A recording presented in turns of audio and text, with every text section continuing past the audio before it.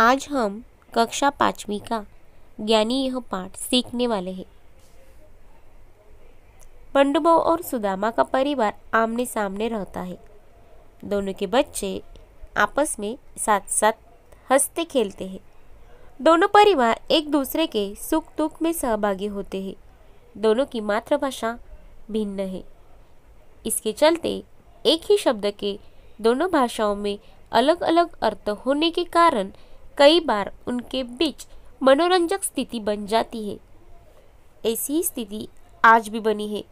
यह हम इस पाठ में देखने वाले हैं। चलो तो शुरू करते हैं। बंडूभाऊ, मना करने के बाद भी बच्चे बरसात में भीग रहे हैं। अंदर बुलाकर उन्हें शिक्षा दो। सुदामा, अरे बंडूभाऊ, मैं शिक्षा क्यों दूँ? शिक्षा तो उन्हें विद्यालय में मिल जाती है। देखो बच्चों, बंडूभाऊ क्या कहते हैं, मना करने के बाद भी बरसात में बच्चे भीग रहे हैं, उन्हें अंदर बुलाकर शिक्षा दो, यानी कि उन्हें दंड दो। यह उनके कहने का अर्थ है। लेकिन सुदामा को क्या लगता है? देखो, सुदामा को लगता है कि बंडूभाऊ मैं शिक्षा क्यों दूँ। यहाँ पे सुदामा को लगा शिक्षा यानी कि पढ़ाई। वो कहते हैं शिक्षा मैं क्यों दूँ, उन्हें तो शिक्षा विद्यालय में मिल जाती है। आया आपको समझ में क्या हुआ, कैसे मनोरंजक स्थिति पैदा हुई? आगे देखिए। बंडूभाऊ, तो क्या बच्चे ऐसे ही भीगते रहेंगे? सुदामा, बच्चे तो बंदर होते हैं, इसलिए खेलते ही रहेंगे। बंडूभाऊ, लेकिन आसपास कहीं समुद्र नहीं है, तो बच्चे बंदर पर कैसे जाएंगे? यहाँ पर देखा बच्चों, बंडूभाऊ, सुदामा का कहने का मतलब है बच्चे तो बंदर होते हैं। बंदर यानी कि यहाँ पे सुदामा का कहने का मतलब है बंदर यानी कि वानर। लेकिन बंडूभाऊ को लगता है कि बंदर यानी कि बंदरगाह। उन्हें यह समझ में नहीं आता कि बंदर यानी कि वानर, दोनों की भाषाएं अलग होने के कारण यह मनोरंजक स्थिति पैदा हुई है। सुदामा, अच्छा जरा बैठो, मैं भीगा हुआ ऊन का स्वेटर सुखाने के लिए फैलाता हूँ। यहाँ पर सुदामा का क्या कहने का मतलब है कि मैं भीगा हुआ ऊन का स्वेटर यानी कि आपको समझ में आया, जो हम ठंड में पहनते हैं वह ऊन का स्वेटर। यह कहने का मतलब है यहाँ सुदामा का। वो कहते हैं ऊन का स्वेटर सुखाने के लिए फैलाता हूँ। बंडूभाऊ, तुम उनके स्वेटर को ऊन में कैसे सुखा सकते हो? यहाँ पर बंडूभाऊ का कहने का मतलब है ऊन के स्वेटर को ऊन में कैसे सुखा सकते हो। ऊन का स्वेटर यानी कि यहाँ पर धूप। यहाँ पर बंडूभाऊ ने ऊन का मतलब धूप समझा है और वो कह रहे हैं कि तुम उनके स्वेटर को ऊन में कैसे सुखा सकते हो। यह मनोरंजक स्थिति दोनों के अर्थ अलग अलग समझने की वजह से पैदा हुई है।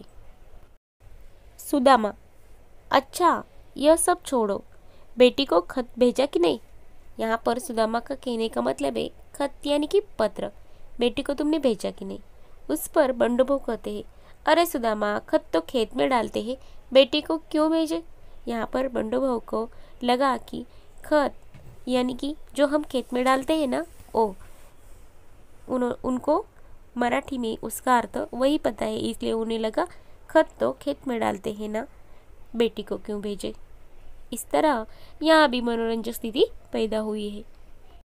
यहाँ वे दोनों हिंदी और मराठी भाषाएं समझते तो शायद यह स्थिति नहीं बनती। इसलिए कहते हैं कि जो जितनी अधिक भाषाएं सीखता है उसका ज्ञान उतना ही बढ़ता है। समझ में आया बच्चों? पढ़ो, समझो और सीखो। यहाँ पर देखो बच्चों, समोच्चारित शब्द जिन्हें हिंदी और मराठी में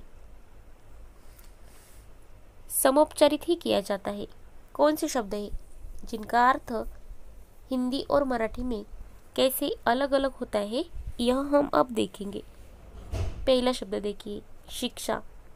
शिक्षा हिंदी में इसका अर्थ है पढ़ाई, तो मराठी में इसका अर्थ है दंड। दूसरा शब्द देखो, बंदर।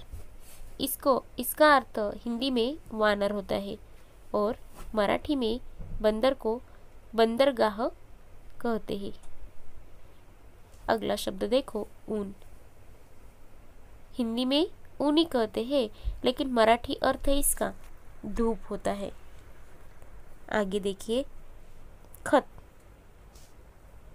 हिंदी में इसका अर्थ पत्र होता है, तो मराठी में इसका अर्थ खाद होता है। अगला शब्द है घास। मराठी में इसका अर्थ निवाला होता है, तो हिंदी में इसका अर्थ घासी रहता है। अगला शब्द है जाड़ा। हिंदी में जाड़ा का अर्थ ठंडी होता है, और मराठी में जाड़ा यानी कि मोटा। आया समझ में किस प्रकार मराठी और हिंदी में जो समोपचारित शब्द होते हैं उनकी वजह से मनोरंजक स्थिति इस पाठ में बनी हुई है।